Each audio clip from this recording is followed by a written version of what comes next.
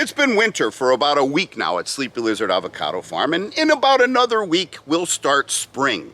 Winter gives us a chance to do a lot of maintenance and retooling. I'll be putting ball joints on this truck tomorrow. We do our clearing and trimming, fix broken sprinklers, and this year I also have to rebuild the shade house. But it's not all demolition and maintenance. There are also tropical fruits that we harvest in the wintertime. For the past couple of weeks, we've been picking one of my favorite tropical fruits called mamey. I happen to be standing underneath a mamey tree, but this one's a different variety. This is the magana, like I told you. This is called the pace variety. Now these maganias, we'll be picking these. We started now in January. We'll be picking these things into March or April. Then these pace variety pick up in the summertime. Mamey is one of those fruits that tastes a lot better than it looks. I mean, this looks like a football, right? But the flesh varies from like light pink to like this deep ruby red. And it's creamy like pudding. I can just scoop it right out of its husk and take a bite. People like to say the flavor reminds them of a really sweet potato. Other people say the flavor reminds them of pumpkin pie. I see where they're coming from. There is a little hint of like a sweet potato flavor in there, but to me it tastes like cherries, and it tastes like a splash of tropical. It is just so delicious. I mean, it's one of my top 5 fruits. I love it. The individual fruits take about 18 months to ripen, so you see that little guy there? He'll grow into a nice big mamey. Now, the pace don't grow as big as the magana, but this is kind of small as maganias go, but look it. And you'll also notice there's no stem. Look, the fruit grows right off the bark of the tree, and it really likes to flower. I see flowers on the tree just about year round. Mamey is an excellent backyard option for people who live in regions where it grows. The fruit doesn't all ripen at the same time, so you get 4 to 5 months of production out of your tree. And the way you know if your fruit is ready on the tree is you scratch the skin with your fingernail. If you see bright green underneath the skin, it has to stay on the tree. But if it scratches red or this rust color, it's ready to come off. We picked this guy yesterday morning. Mamey has an excellent shelf life of about 7 to 10 days at room temperature. You can extend that period if you want to chill it. I just recommend you don't try to ripen it all the way in the fridge. If you want to put it in the fridge for a couple of days and then set it out at room temperature and let it ripen, it'll taste best. And the way to know it's ready to eat is when it's very soft all the way around. So when you pick it, it's rock hard. At room temperature on your kitchen counter, it starts to get uniformly soft all the way around, and the skin starts to develop wrinkles. Brandon at Robert Is Here Fruit Stand told me, watch a mamey, feel it till it's so soft you want to eat it, then wait another day. You really want to wait till it has the consistency of an overcooked baked potato. And another great thing about mamey, it freezes really well. If you think you might want to try some of this mamey and you don't feel like growing it yourself, get it at our website, which is guacfarm.com, guacfarm.com. Another amazing tropical fruit that picks in the wintertime is called sapadilla, or in Spanish, sapadilla. Or in India, I think you guys call them chikus. In the Philippines, you call them chicos. A lot of people over in California and a lot of people from Mexico call them chicos. People from Jamaica call them naseberries, and my wife is from Venezuela, where they're referred to as nísperos. I'm aware of about 7 or 8 varieties of these. We grow 3 varieties of these here on the farm, and this variety right here is called a Hasya variety, H-A-S-Y-A, and I'm also cutting one open to show you what the flesh looks like. Oh, look at that. The sapadilla flesh is orange like this. Now this is the Hasya variety. The Morena variety we grow is almost like a blood red when you cut it open, and the Maycock variety that we grow is more of a yellowish color. And these you eat just like a pear. You don't have to cut them open. You can actually bite right through the skin. Oh my God, that is so good. The flesh has the consistency of a pear. It's a little bit gritty. And the flavor is often described as brown sugar, molasses, butterscotch. Some people get a little hint of cinnamon. I've had varieties that tasted a little bit like maple syrup. You can also make jam out of sapadilla, and I learned yesterday sapadilla jam is delicious. Sapadilla happens to be a cousin of the mamey that I just showed you, and we check it for ripeness the same way. we give the skin a little bit. Oh, that came right off the tree. That also means it's ripe, by the way. If it comes off the tree really easy like that, that was going to be the second way I was going to show you. That means it's ripe, and it's got this little bit of sap that wants to come out. You see that there? It's bubbling its way out.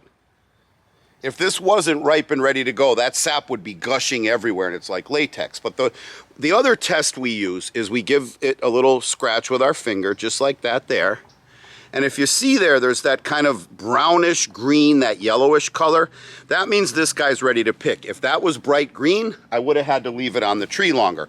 But then again, if this was bright green and needed to stay on the tree longer, it wouldn't have come right off. Which is the other way you can test if your sapodilla is ready to pick. You can just go up to it and wiggle it a little bit. So let's try that on this guy here.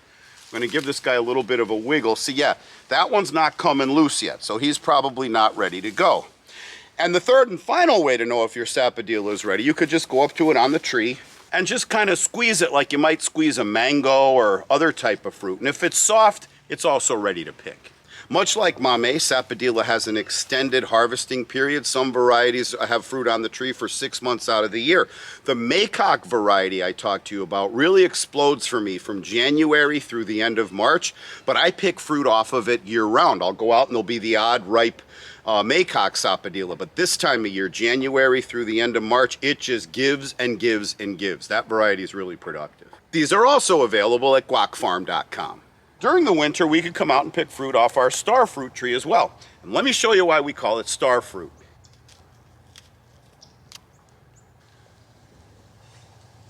The problem with star fruit is it has no shelf life, and as a result, it's picked before it's ripe and it's sent up north, and you guys find it in your supermarkets very, very expensive. In fact, my dad gave me a call just a couple hours ago. He was at a Wegmans in Pennsylvania. He said, Tommy, they're selling star fruit up here for $4 a piece. I'm looking at star fruit for $4 a piece. He said, how many are on that little tree in your backyard? I said, I don't know, Dad, probably at least 30. Now that I look, there's a couple of hundred star fruit on this tree right now.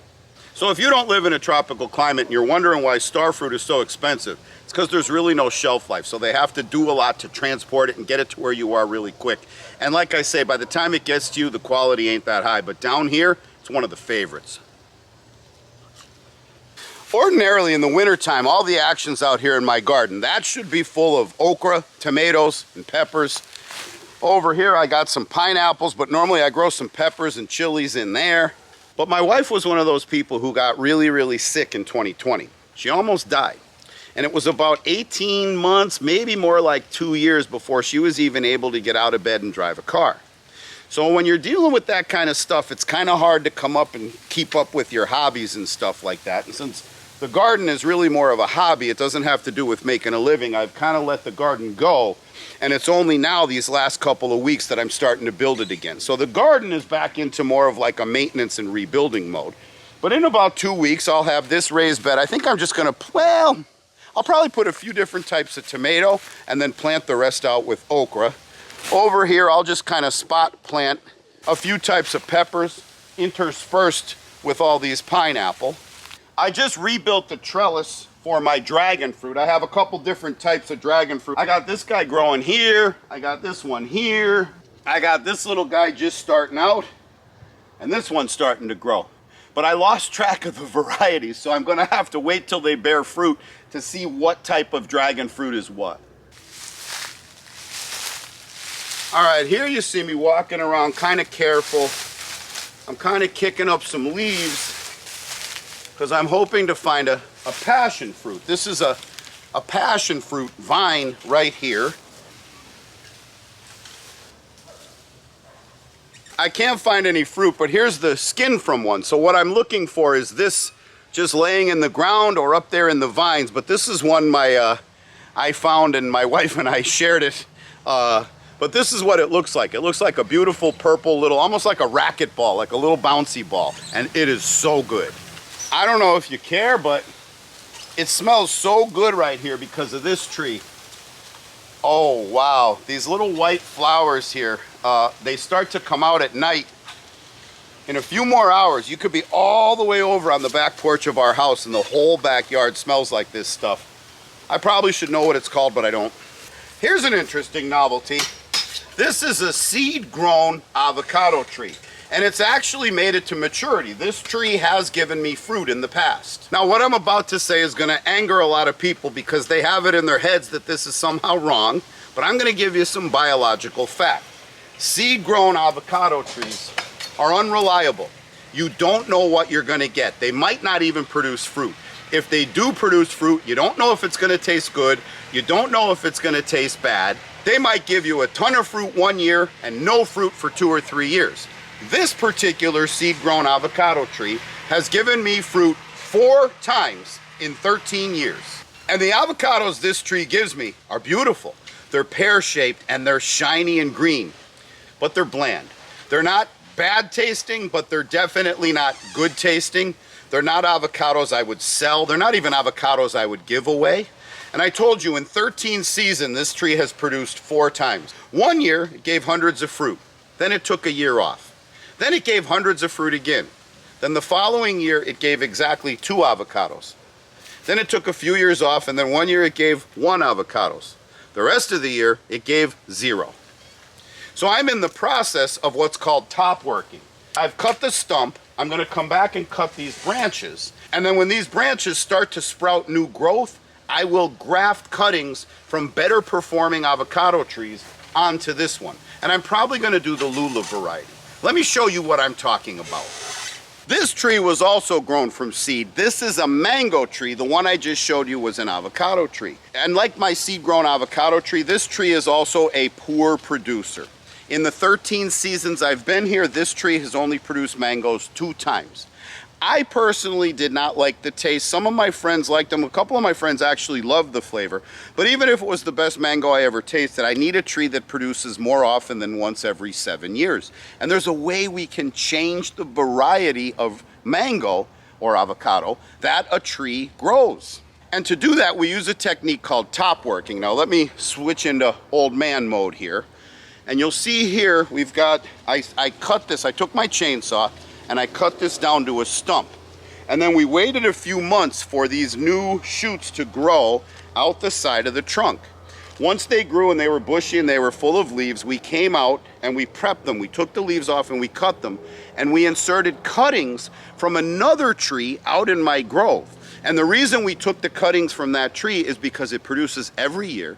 It produces big, fat, juicy, good tasting mangoes every year. And it also happens to produce starting in mid-May. So it's an early season producer, which is something that's sought after. All right, this brings us to bananas. And okay. So I was gonna show you a tree that got blown down that I propped back up with bamboo, but I could see my bamboo props also got blown down. But I didn't know I could use a machete lefty. Look what I just found. Oh yeah, my wife is gonna be happy. I didn't even know these were here. I swear I didn't plan that. I was just going back to show you guys that tree, and here was this beautiful bunch. So let me peel this guy. This is the normal size for this banana. I don't know the name of the variety. These were here when we moved in. I didn't add these. I think they might be manzana. They taste a little like the manzana variety. Whatever the name, they're so good. All these are good. Yeah, I think it's a manzana. They call it a manzana because manzana means apple in Spanish, and these do have a little bit of an apple flavor. Sometimes if you go to like a farmer's market that's really English speaking, which you don't see a lot of down here, it's mostly bilingual around here, but people will call them apple bananas. Oh, so good. You know, and I'm gonna have another one here. I don't think I'm gonna have dinner tonight. I think this is my dinner, all these fruits I'm eating. But if you look behind me, there's more bananas back there, different varieties. I've got plantains. I've got one variety back there behind me called the Gros Michel, which is what banana flavoring tastes like. Like if you eat like artificially flavored candies or ice cream or something, you get that banana flavor. When you bite into the Gros Michel banana, you'd swear it was man-made and not nature grown. As I was walking over to show you more bananas, I came across our mulberry tree. You see these blackberries? Well, there they are. They're green when they first start. Then they start to kind of turn a little bit red. And then once they turn black, they're ready to eat. They are so sweet. And again, like the star fruit, and this applies to the banana also, and also the mulberry. These aren't necessarily winter fruits. The mulberry also fruits for us 3 times a year. And the fruiting period lasts about 3 or 4 months. So we almost always have mulberries on the tree too, except for once a year I do come out and give it like a really severe haircut, and it might be 2 or 3 months before we get more mulberries. But like with the star fruit, we always have bunches of bananas. So you saw I got that ripe bunch, right? But then right up here above my head, you'll see there a brand new bunch of bananas just starting out. See it? These are my Brazilian pygmy bananas, and we got a bunch going here too. See if you could see those. I hope you saw those. This here is one of our piles of vines. This is just one pile, and while it may not look like a lot, that's about 7 pickup truck loads. Say about 500 pounds each. So that's probably 3,500, 4,000 pounds, maybe 2 tons of vines. And that's just from this one section here. Vines are a never-ending problem on a tropical fruit farm. Here's another winter fruit tree. This is called a jujube. And here's what the fruit looks like. I hope you could see that. I don't want to rip these leaves off. I hope you could see that. It looks like a tiny little apple. And this will grow to maybe 3 times that size. This variety of jujube gets to be about that big. And they are like an apple. They're a very mild flavored, sweet. It's like biting into an apple and getting the flavor of honey. And it's still a little early in the winter. We're usually picking fruit off of this guy in February and March. This is a Valencia Pride mango tree, and I feel like yesterday morning when I went out the driveway, there was no flowers on it. When I came home yesterday afternoon, it was starting to flower. Ooh, look at this. Here's another Valencia Pride tree. I thought he was kind of slow to get started, but actually no. He's starting to produce his flowers too. Won't be long, all these mango trees will be loaded with flowers, and they'll be starting to pop their little fruit. And then behind me here in the grove, all the avocado trees will be loaded with flowers, beautiful yellow flowers. And then in about, I'd say about 70 to 90 days, they'll start popping their little fruit. Oh, it's a great time of year.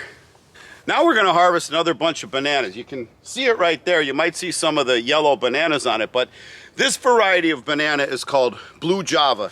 I think it's also called ice cream, but let me show you why it's called Blue Java. I don't know if the camera captures it, but in the early morning and in the evening, like right now the sun's starting to go down and it's a little bit overcast, but the skin when they're green takes on a little bit of a bluish hue. And these bananas are known as Blue Java. Okay, there we go. So there's a bunch of Blue Java. You see some of them are already starting to ripen. I saw one on the bottom, and I saw these ones on the top here. If you think about bananas, no one will ever tell you a banana is their favorite fruit, you know? No one's ever gonna walk in your house and see a bunch of bananas on your kitchen counter and go like, ooh, bananas, you know? And I think that's for 2 reasons. Number one, the Cavendish is the variety of banana that we get in the grocery store, and it's kind of bland, it's picked green, I think it's gassed and chilled till it's imported into the United States. And then people take them home and they don't let them ripen properly. So if you look at this skin, look at it. A lot of people would kind of be like, ew, I'm not eating that banana. Bananas, you want to let them ripen until they start to get some spots on the skin. That's when they're at their sweetest. And in fact, some varieties, you even wait until the skin starts to split. So I wouldn't eat this guy if it was just a clean, bright yellow. I'd give it another couple of days, but let me take a bite. I can't wait to take a bite of this. Oh, yes. Oh, even the texture of the Blue Java. Oh my God. The texture of this banana is so good. It's like soft. I don't know if those are seeds on the inside or what that is. It's a little different looking, but you bite in and there's almost like a little core, like it's a little more dense in the center of this variety banana. Oh, that's good. Here's another big old bunch we have growing in. These are the Namwa varieties. That's probably 40 or 50 pounds of banana up there above me. They'll be ready in another couple of months. We're about to lose our light, which is okay because my feet are starting to get a little bit sore. You learned a little bit about what a tropical fruit farmer does in the wintertime. You might have been exposed to some new fruits you never heard of before, and you saw what kind of fruit grows in the wintertime down here in Florida. I mentioned earlier, if you saw some fruit you might like to try, you can buy it from us at guacfarm.com, guacfarm.com. Keep in mind, tropical fruit is seasonal. You might go to the website and we don't have something. Just come back in a few months and see if it's there. We do sell our t-shirts and baseball hats year-round. Now, I got to go back to the house and open the door, and I get to be a hero because I'm walking in the door with 2 bunches of ripe bananas. My wife is going to love me. While I go do that, you go to guacfarm.com, and I will see you on the next video.